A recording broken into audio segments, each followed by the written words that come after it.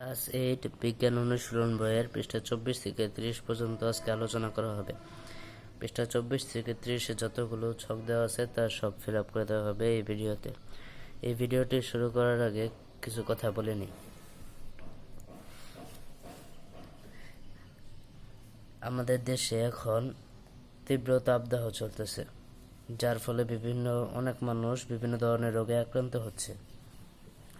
সেই তাপদাহের কারণে তোমাদের স্কুলও 7 দিনের জন্য বন্ধ দিয়ে দেওয়া হয়েছে।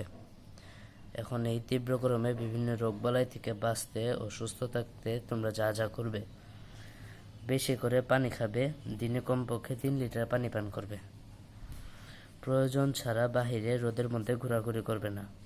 বাইরে গেলেও ছাতা নিয়ে বাইরে যাব। নিয়মিত গোসল করব। চলো এখন ভিডিওতে যাওয়া যাক।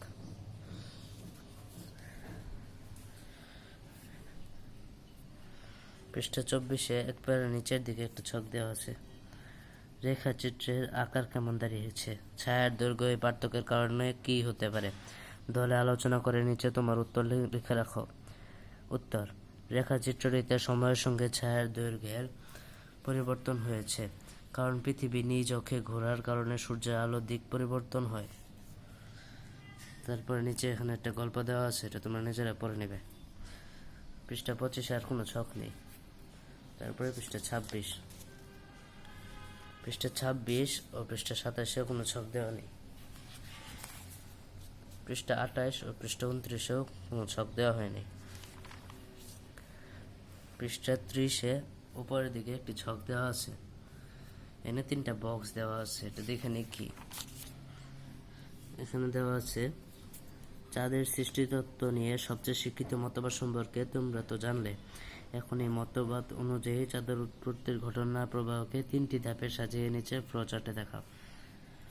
এটা বিজ্ঞান অনুসন্ধানী বইয়ে দেওয়া আছে, একটা অধ্যায় দেওয়া আছে চাঁদ, মহাবিশ্ব এগুলো সম্পর্কে। ওইখানে থেকে এই ছকটা ফিল আপ করা হয়েছে।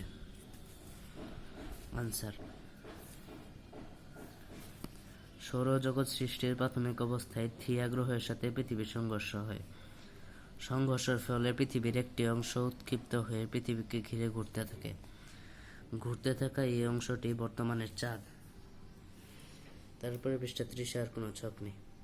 আজকের ক্লাসটি এই পর্যন্ত। এই ভিডিওটি ভালো লাগলে ভিডিওটিতে একটি লাইক দিও এবং চ্যানেলটিকে সাবস্ক্রাইব করো।